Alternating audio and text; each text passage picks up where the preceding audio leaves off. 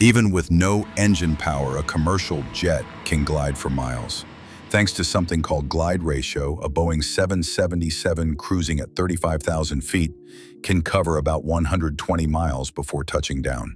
If the engines fail, a Ram Air turbine automatically deploys to generate emergency power, while the APU, an onboard backup turbine, can restart to supply electricity and air pressure. Pilots train extensively for these scenarios, following strict procedures to reach the nearest safe airport.